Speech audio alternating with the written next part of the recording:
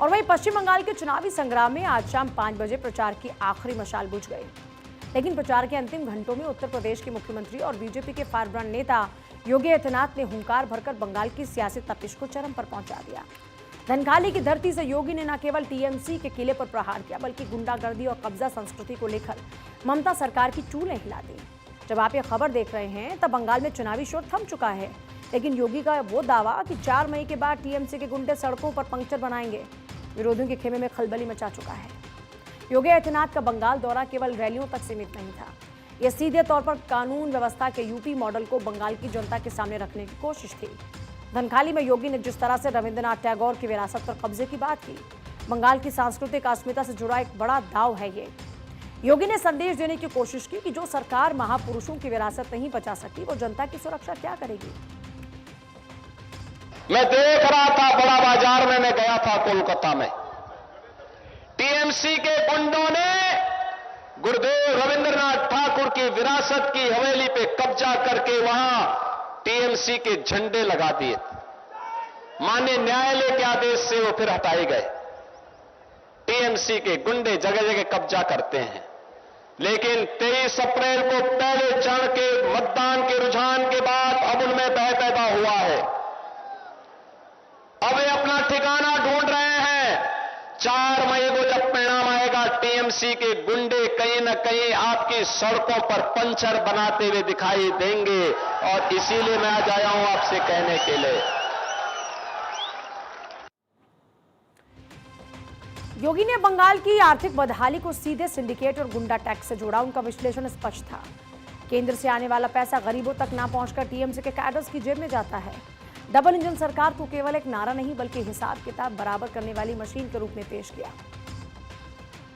इसीलिए मैं आपको कहने के लिए आया हूं, डबल इंजन की बीजेपी की सरकार का मतलब सुशासन। आपको शासन की योजना का मिलने वाली लाभ की गारंटी, आपका विकास, बेटी की सुरक्षा और व्यापारी की सुरक्षा भी, बंगाल के नौजवानों के लिए रोजगार की गारंटी, माताओं और बहनों के लिए स्वावलंबन की गारंटी, हमारे विरासत से जुड़े हुए मां काली के स्थान हो, बाबा तारकनाथ का स्थान हो, इनमें भव्य कॉरिडोर के विकास का मार्ग प्रशस्त करने की दिशा में बढ़ाए जाने वाले कदम है। ये डबल इंजन सरकार के द्वारा जो अभियान प्रारंभ होते हैं, डबल इंजन सरकार में जय श्री राम बोलने पर प्रतिबंध नहीं होता, हर हर महादेव को बोलने में प्रतिबंध नहीं होता, लेकिन सड़कों पर इफ्तारी की दावत बंद जरूर हो जाती है। मुख्यमंत्री योगी ने बांग्लादेश में हिंदुओं के साथ हो रहे व्यवहार, उस पर टीएमसी की चुप्पी को लेकर तीखा हमला बोला और बंगाल की पहचान को नॉलेज कैपिटल से घटाकर करप्शन और माफिया राज तक लाने का दोष ममता बनर्जी के सर पर मढ़ दिया। यह हमला सीधे तौर पर उन मतदाताओं को एकजुट करने के लिए था जो सुरक्षा और अपनी पहचान को लेकर चिंतित हैं। पहले कांग्रेस ने, फिर कम्युनिस्टों ने, और पिछले 15 वर्षों में टीएमसी के द्वारा बंगाल को कंगाल बनाया गया है। बंगाल में भारत की सनातन परंपरा के बारे में बोलने को प्रतिबंधित किया जाता है। बंगाल की डेमोक्रेसी को बदला जा रहा है। जय श्री राम पर प्रतिबंध लगाया जाता है। मां दुर्गा पूजा और मां दुर्गा पूजा विसर्जन की, मूर्ति विसर्जन की शोभा यात्रा को प्रतिबंधित किया जाता है। लेकिन ममता दीदी सड़कों पर नमाज पढ़वाती और इफ्तारी की दावत कराती है। कोई भी हिंदू पर्व त्योहार होने के पहले यहां उपद्रव शुरू होता है, कर्फ्यू रहता है, सरेआम को हत्या होती है, लव जिहाद और लैंड जिहाद की घटनाएं घटित हो रही हैं। टीएमसी मौन है। प्रचार के अंतिम दिन योगी ने व्यापारियों के उत्पीड़न, युवाओं के भविष्य के साथ खिलवाड़ को बड़ा मुद्दा बनाया और धनखाली में जनसैलाब को उन्होंने परिवर्तन का हस्ताक्षर करार दिया। योगी का ये कॉन्फिडेंस इस बात पर टिका है कि पहले चरण के भारी मतदान ने टीएमसी के अंत की पटकथा लिख दी है।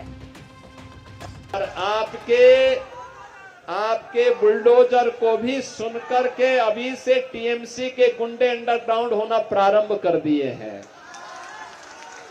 और इसीलिए कहने के लिए आया हूं बहनों भाइयों, ममता दीदी जो अब तक कहती थी कि खेला हो बे, अब मैं कहूंगा कि ममता दीदी खेला शेष, ए बार खेला शेष, ए बार